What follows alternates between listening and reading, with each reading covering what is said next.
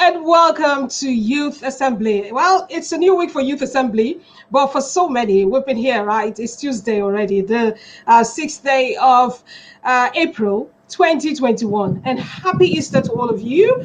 And if you're back to work, I hope your work day is going well, like mine. My name is Sylvia Ishebe. Well, today on Youth Assembly, we'll be looking at how the issue of incessant strikes by Nigerian resident doctors can be resolved. And I have with me a former labor leader and member and a public affairs analyst. His name is Comrade Engineer Ibini Emmanuel. Welcome, Comrade. Thank you very much for having me. All right, good to have you. So you've been a labor leader, you're a public affairs analyst, so you're conversant with this issue, strikes and all, and how to, solve it and let the common man enjoy the benefit of being a citizen. We're looking at seeing all of that discussion happen on the show today. Okay, so amid the second wave of the COVID-19 pandemic, members of the National Association of Resident Doctors embarked on a nationwide strike from the 1st of April 2021. Now, the body of the Nigerian resident doctors said the strike was informed by poor welfare packages, unpaid salaries, amongst other demands. So we'll be looking at all of the demands they have on today's show. And also the president of the association, Uyilawa, said the ultimatum given by the federal government to meet its demand expired on March 31st, 2021 with no significant achievement. Why is that? We'll answer that question. And the question begging for answers are these and more. What has informed the strike again? Is there no other way out? What are the solutions instead of going on strike? What can they tend to do to get it right instead of going on strike? That is what we'll look at today on the show, as we have the Comrade already here waiting to answer some of our questions. So Comrade, they embarked on this strike on the 1st of April. And they said the meeting they had they didn't reach a conclusive agreement with the federal government. And so this is the third time they're going on strike within 1 year. What is your reaction to this? Very unfortunate. I'm heartbroken for the fact that the lives of precious Nigerians are at stake. You and I are lucky that we are not in the hospital. We are not afflicted with any illness that will require our medical doctor's attention. But for those who are unfortunate to be so afflicted, their lives right now is very, very pathetic, where people who are in critical condition are being moved out of the hospitals for medical attention and taken to only God knows where. Some may even lose their life. This is very, very sad. It is actually preventable if both parties in this so-called dispute, this trade dispute, as it were, put the interests of this country at heart. But first of all, let me not start by making it appear that the two parties are not patriotic enough. Okay. First, for our medical doctors, Nigerians who decided to serve this great country as medical health practitioners, risking their lives to save others, I say may God bless them. We saw that during the COVID-19 pandemic, many of them, if not all of them, risked their lives just to save you and I, and over 200 million Nigerians. Some unfortunately lost their life from what we are hearing about 19 of them. May their soul rest in peace. So that said, what about the minister that is now under fire? I'm talking about Minister of Labor. I have heard and listened carefully on many occasions on different media platforms, leadership of the Nigerian Medical Association, particularly the Resident Doctors Association, taking on him and calling him some unprintable names and accusing him of being insincere with them and not interested in the well-being of Nigeria. I don't agree with that. First of all, I want to commend this minister, especially because for a man at this level, being a former governor, and now is serving minister, to decide that unlike many of my colleagues, if not all of them, I will have my children stay back in Nigeria and study. Nobody has disputed the fact that Honorable Mr. Chris Ngige has his children studying in Nigerian university till this moment. How many other ministers of top government officials, or even some privileged elites who are not even politicians, who are not even in government establishment, but even organized private sector or private businesses, who are so privileged to be in a position to afford to send their children out of their country, have their children studying in Nigerian universities? How many? We know what it costs this country annually to raise foreign exchange, pay school fees for children of Nigerians. But Okay, here come is a minister who has done that. So he deserves I understand. commendation. For me, both of them have tried. Okay, so I understand that what you're trying to say is that he believes in the system and that's why he has his people, his children here. Okay, this is the health sector now, and the doctors are demanding for their welfare. Some of them are saying that yes, they've been through the COVID era, still in it, and they've lost, so many of their colleagues have lost their lives, but the hazard allowance isn't anything to talk about. Like they are currently saying that the hazard allowance should be increased to 50% of consolidated basic salaries of our health workers and the payments of the outstanding COVID-19 inducement allowance, especially in state-owned tertiary allowances. Their demands, is it too much for the government to look into and reach, or is it not valid enough? It's not too It's much. not too much. Okay. It is not It at is all, not at because all because these are people who place their lives on the line to save Nigerians, millions of Nigerians from dying. We saw what happened all over the world. People were dying in their millions. Hospitals were overcrowded, even in the organized or well-developed countries. And here you and I know that even our hospitals, most have described it as mere consulting clinic, which is not actually correct, but to a large extent, many are. Yet, these Nigerians decided to risk their lives to save others. How much will be enough to give them in return to appreciate them? So even asking for money is not even enough. You see, our medical doctors ought to be treated next to God. I'm not trying to reduce God to human level, please try to understand, but just for this purpose of discussion. Because of the role they play, they live to save others. They die sometimes to save others. We ought to treat them with utmost respect in and out of the hospital. If we see a medical doctor on the street, Nigerians need to say, God bless you, appreciate them. If they are driving, our policemen, security agencies need to give them special treatment, respect. Money is not everything. But how do we treat our doctors? We heard even during the COVID pandemic how many of them were harassed, beaten, and thrown into detention by some security officials. That's not how to treat them. So if they are even asking for allowances, I worked in a multinational company where we work offshore, and then we also get paid, you know, special allowances for the risk we take and the hazardous environment that they work for us to produce crude oil that fuel the lives of Nigeria and our government. So these medical doctors are not asking for anything special. I don't know how much they are But asking, but whatever it is, I don't think they yes, are going. yes, they commenced on strike. You know, they said they met with the government. Yes, the government and the NARD, they met on the 31st of March 2021. So a day before the strike was to commence. And still, the following day, they still went on strike without anything coming into a conclusive agreement that would benefit both parties. So is this really saying that their demands are really looked into? Because they still went on that strike. If you are of the opinion that yes, their demands are valid, why do you think that they still went on that strike because of non-compliance or something? No, I have my serious concern.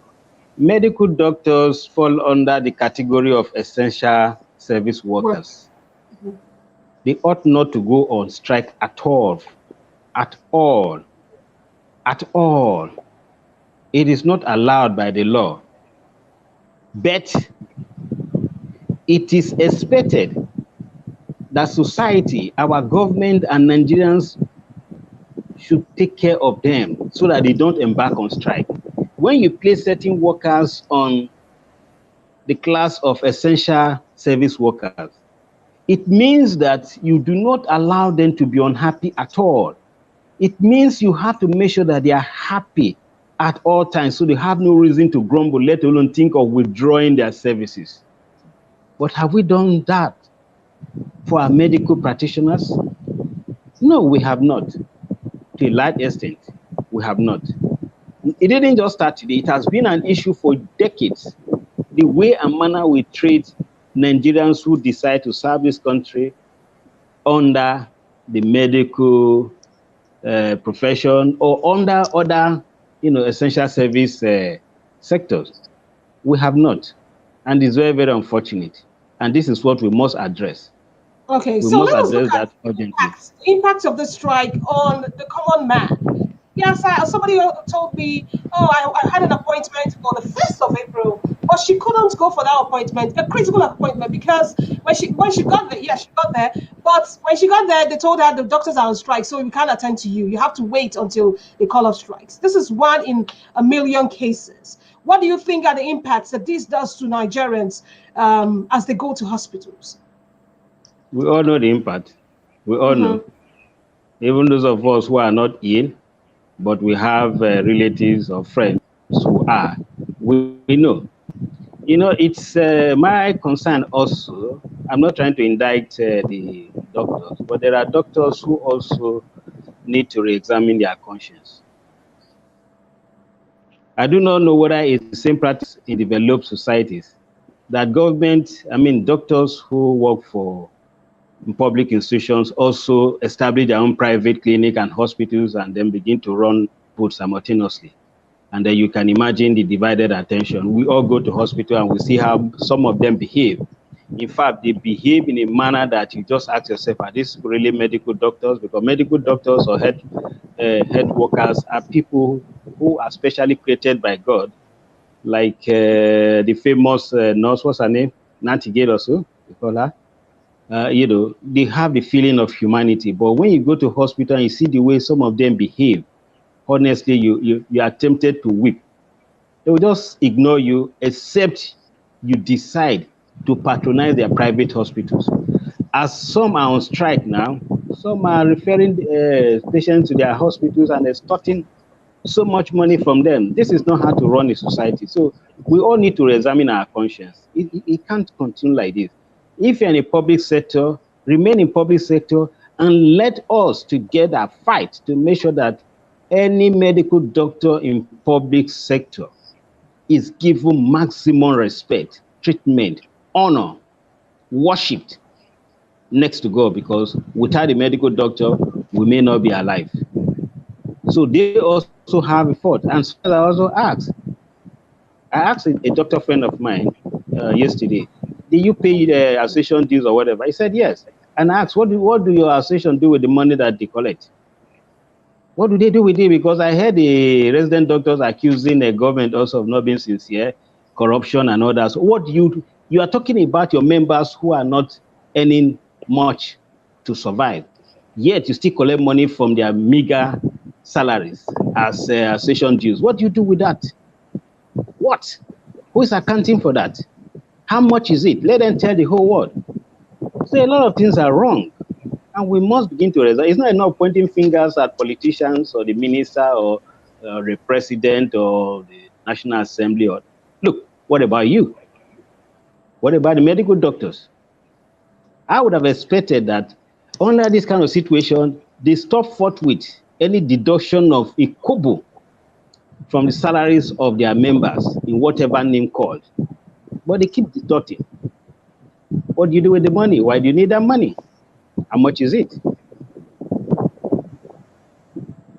So things are wrong. All right, Even things are during the wrong. pandemic, did you not also hear that during this pandemic, While we're also hearing report that some governors or top government officials were cornering a palliative and all some certain huge amount of money meant for COVID-19 treatment, some medical practitioners were also doing the same thing. They were colluding with some of these top government officials and collecting their own share. You did not hear that? So what did the resident doctors do against some of those their colleagues? Did they investigate? Okay, but that is not what the issue is on ground. It's the demands in particular.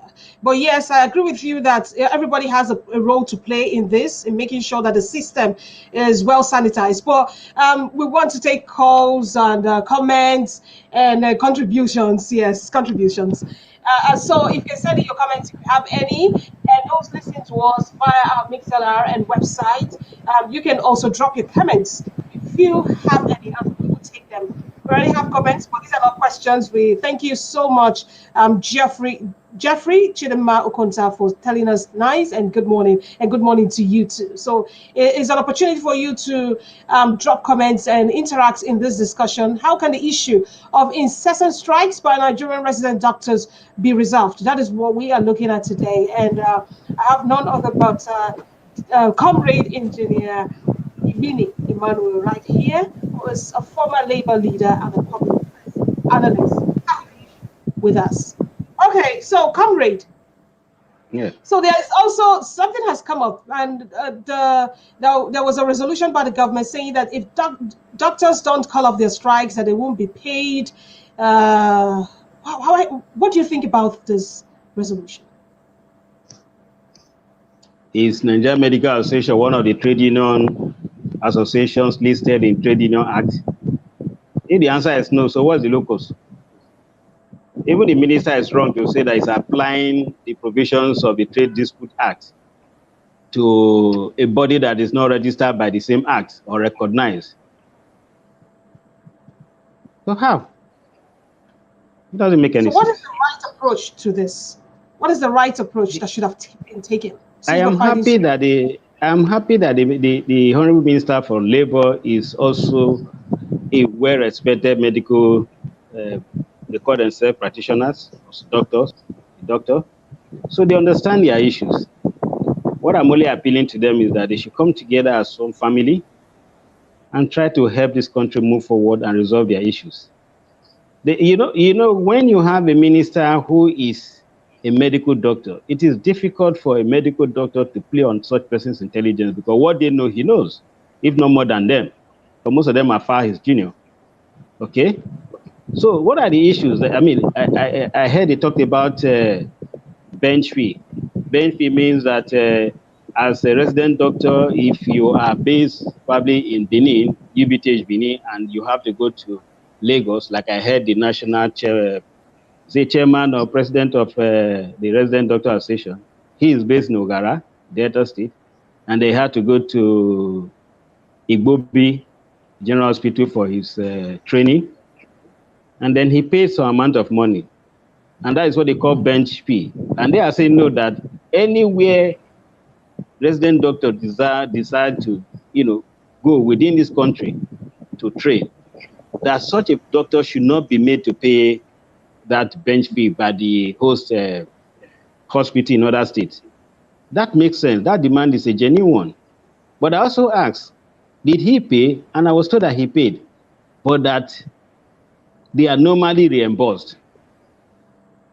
In fact, I'm even surprised that issues like this are even coming up because I tried to flip through the Residency Training Act of 2017, specifically section 10, 11, and 12 or so.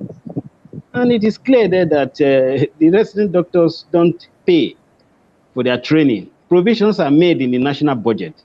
So if you go and you are not paid before you went, of course, you'll be reimbursed. So it means it's the government that is paying.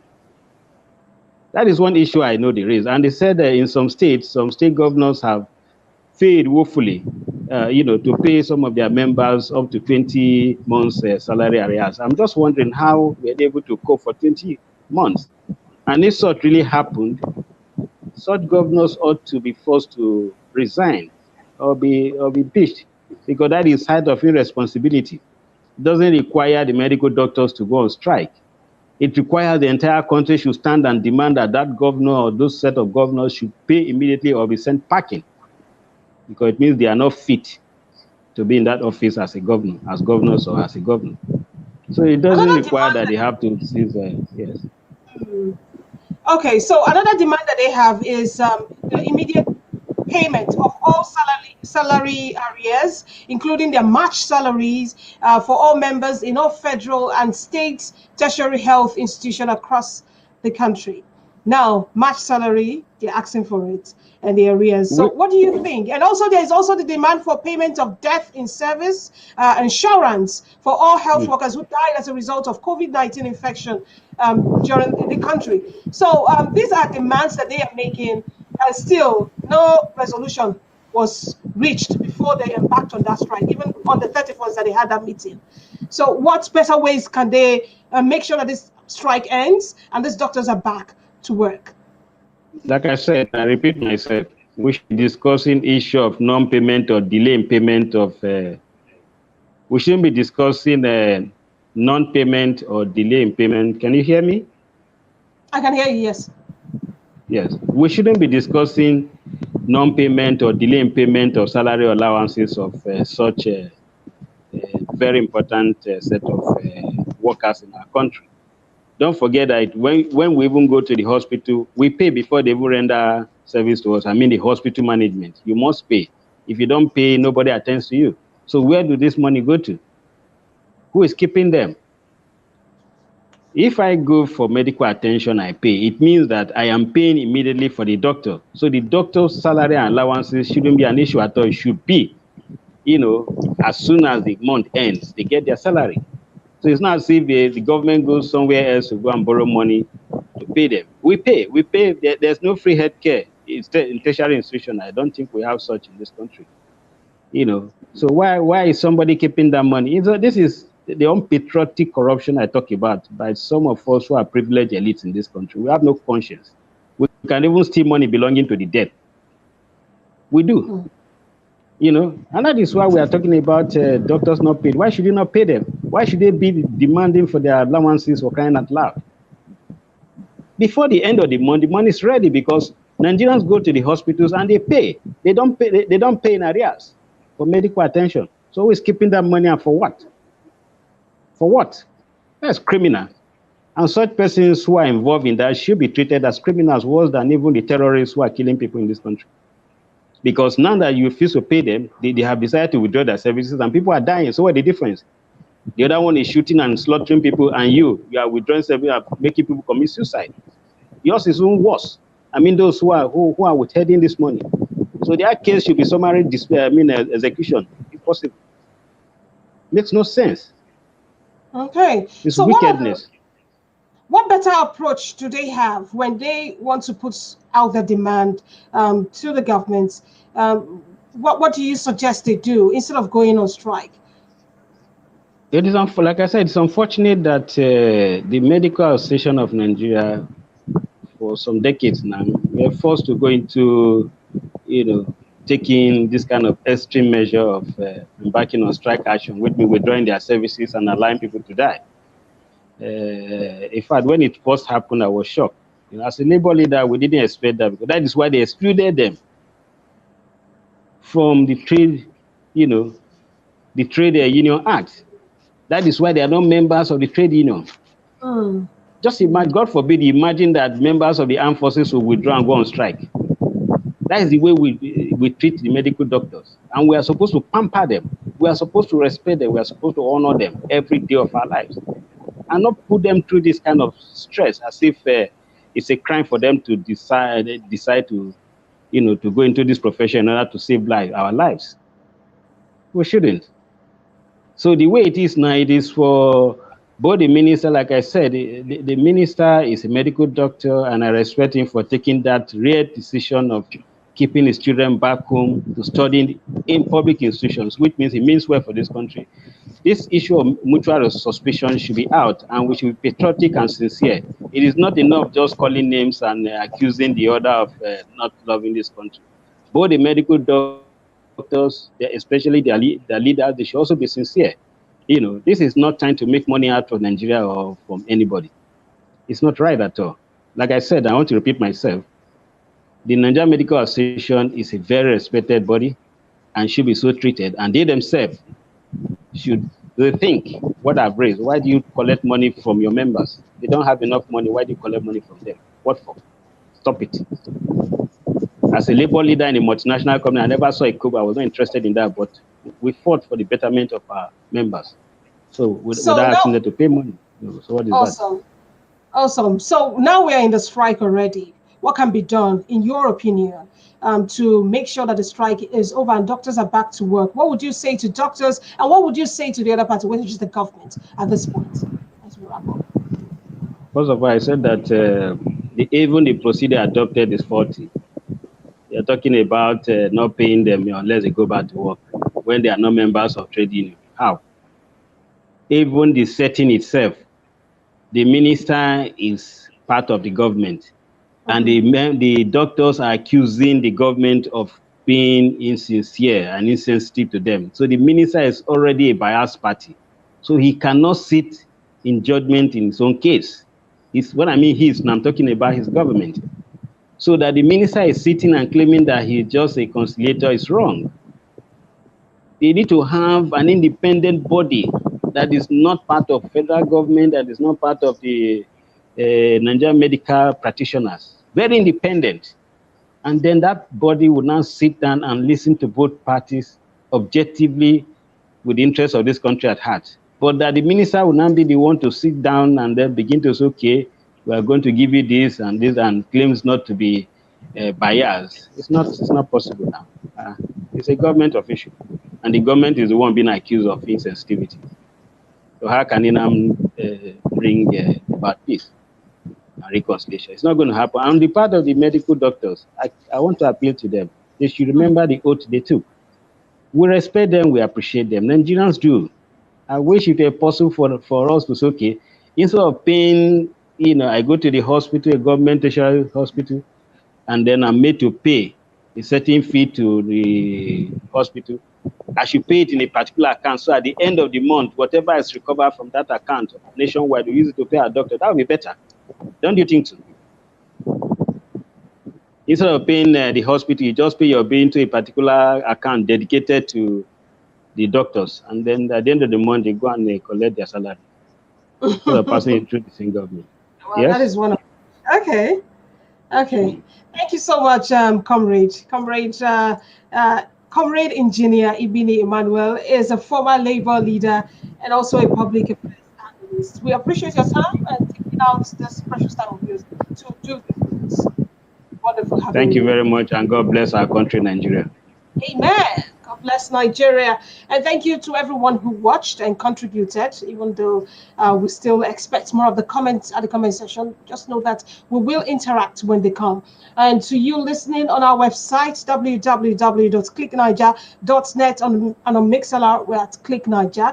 Thank you for choosing to be with us. My name is Sylvia Ishebe, and this show was produced by Hafsat Isa. We'll be back on Monday for another interesting show. You listen. Stay with us then. Be safe and take care of yourself. Bye, Mr. Ibili, and have a good day. Bye. Have a nice day. Thank you.